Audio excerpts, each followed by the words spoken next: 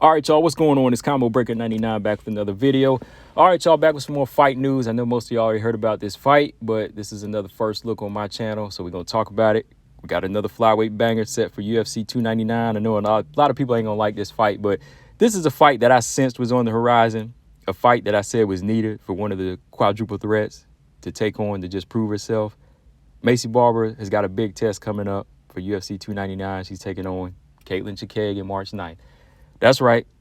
Katlyn Chookagian's back in business. She back in business, y'all. And this is what's needed for Barber, man. This is what's needed for Macy Barber. You know, she's got to take on one of those gatekeepers, and she has to win in dominant fashion to me to convince fans that she's ready for a title shot. Like, I think that Macy Barber's been making little subtle improvements in some different things to her style that makes her stand out and makes you say, okay, this girl probably will get a title shot when, you know, somebody like Aaron and Manon gets their title shot. You know, you could see somebody like Macy somewhere down the line getting their title shot, maybe like late 2024, like 2025 or something like that, you know, because she has been putting in the work. But this is a fighter that she needs to be fighting to see what level she's on right now.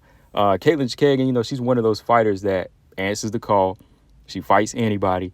And at the same time, she's there to win, not just take on a fight. You know, Katlyn Chookagian, she'll go in there and make you look bad. You know, she'll go in there and make you look bad if you let her. So this is a fight that's going to test the IQ of Barber. Like, will Barber go in there swinging for air? Will she get pissed off whenever she misses? Or will she make little adjustments and make Katlyn Chookagian fall into her game plan? That's the question. Because, you know, the IQ of Barber, I feel like in the past, it's already been tested and we could say, okay, this is where she's at. But as of lately, she has been kind of switching it up a little bit. Now we need to see her make adjustments against a former title challenger in Katlyn Chookagian. Now, Katlyn Chookagian, she's been out for a while. This girl been out for like a year and some change. I want to say 17 months. Yeah, she's been out about 17 months now. Hasn't fought since the Manon fight, which was competitive. That's why I say, like, look, you know, I'm a Manon fan, but like I said, once you give Katlyn Chookagian that respect in that space, she'll make you look bad, or she'll make people say, okay, this person ain't as good as we thought. But the thing is, I feel like Manon is a good fighter. She's a smart fighter. But she kind of fell into Katlyn Chookagian's plan. Like, she was able to outstrike Chookagian and beat her at her own game, but it would have been nice to see her go in there and make Chookagian fall into her trap. You know what I mean? Like, Katlyn Chookagian, once you give her that space, you know, she can just do certain things that'll kind of frustrate you. And I think that there were times in there where Manon, I won't say she was frustrated, but she was kind of falling into that Chookagian game plan, you know, that Chookagian rhythm. And that's a dangerous thing, man. Like, Chookagian can't hit hard, but once you fall into that rhythm, it's like a mental breaker in there, you know. So, yeah, that fight was competitive. You know, Chookagian, she left off on a competitive note. She was 2-1 in 2022. Then she took all of 2023 off, and she's going to be making her return in 2024. Because 2022, yeah, she had beat Maya, and she beat Ebos, and then lost to Manon. So she fought three good fights. She fought three good fights in 2022, man. Felt like the Manon fight was like this year, too, man. Like, that just shows you how fast time's going by. But, yeah, man, 3 fights in 2022, and she took the year off. So we'll see, man. We'll see if that rust will be a factor or if she just needed a break. Because Chookagian, she ain't lazy like that. You know, she's always doing something. She likes to stay active. So once you think about it, maybe the break will kind of benefit her. You know what I mean? Like, she's not one fighter that just took time off because she's lazy or just, you know, doing other things or, you know, wanting to be on OnlyFans or something like that, right? No, she's probably taking the time off to let her body heal physically and mentally because, yeah, Chookagian, like I said, on the normal, she'll answer the call. Macy Barber, on the other hand, you know, she's looking like a fighter, man, on a warpath. You know, she's on a 5-fight win streak. Again, I don't think she beat Miranda. This is the longest streak she's been on in her UFC career. You know, she's got a lot of good names on her resume, too. You know, she's got a lot of good names, a couple of close fights, like I said. But even with that, we've seen some improvements with her. You know, she doesn't look like the same plodding Macy Barber like we've seen the same club in Macy Barber. Now, don't get me wrong, the power's there. The equalizer is still there with Macy Barber. But, you know, we just got to see what else she'll bring to the table against the Chookagian. And, you know, let's see what else she can do from here, you know, as far as, you know, just moving forward. Can she continue that warpath mentality that she has? But let's see. She's got W's over, okay, Miranda, I guess. Montana, Jessica I, Andrea Lee, a close fight, and Amanda Ebos. That's a common opponent with Chookagian. You know, she actually beat Amanda Ebos a lot more convincing than Katlyn Chookagian did, you know, so that tells you something. I think the Ebos fight, yeah, it was like the best fight of her resume, but I think that the Montana fight and the Jessica Eye fight, we've seen some changes in her style that can definitely play a factor into this fight. Like the Amanda Ebos fight, I don't think Chookagian will give her that type of fight where she'll have to go in there and dig deep and she'll get the slug it out and catch Chookagian like that.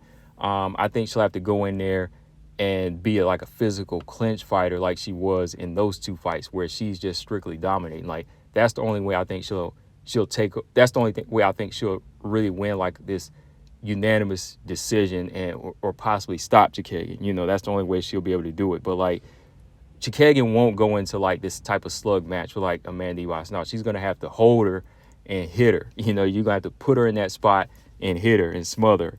So yeah, my thoughts on this fight. I like this matchup. Like I said, I like this matchup, but let's be real. There's not really a Dell fight at 125 right now. I think however this goes, it's going to be a good one. I think Chookagian's style is one of the trickiest styles of the division because, you know, she's long, tall, awkward. And once she gets that rhythm going, you know, she can frustrate fighters, make them look average, win or lose.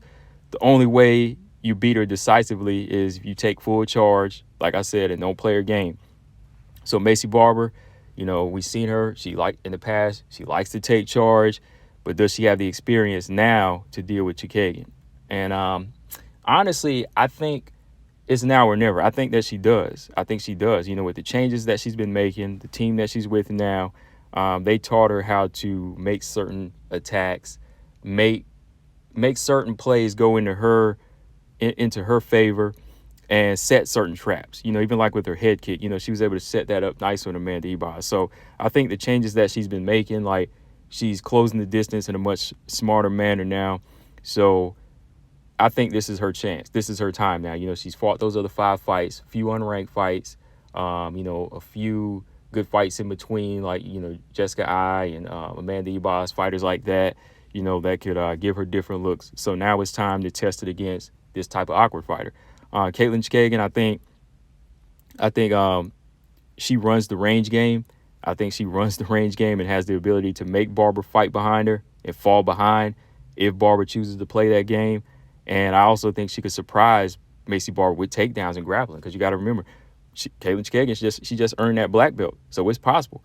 You know, Barber has to apply that pressure and make it a dog fight in the phone booth on the cage, and she has to fight to win. That's the only way you're going to beat a point fighter like Katlyn Chookagian because, like I said, every now and then, boom, boom, boom, she'll hit you with combinations, put that push kick in your stomach. Next thing you know, boom, she's taking a quick little takedown on you, you know, just to seal a round off. And we know Macy Barber, a couple of times, you know, she's looked average on her back. You know what I mean? So we'll see, guys. Let me know in the comment section what y'all think. Who do you got in this fight? What do y'all think of it? I know some people think Macy Barber's going to get wiped in this fight, but we'll see, man. It's possible. But even though I'm a Chookagian fan, if Macy Barber wins, it's definitely going to liven up the division, you know. But if Chookagian wins, once again, you know, I can kind of laugh at people that used to put her down and say her style was garbage. And I was like, all right, we'll see about that. We'll see. And now you see what Chookagian has done to certain fighters, you know. But, yeah, let me know what y'all think in the comment section, guys. I'll catch y'all in the next one. Combo Breaker 99. I'm out. Peace.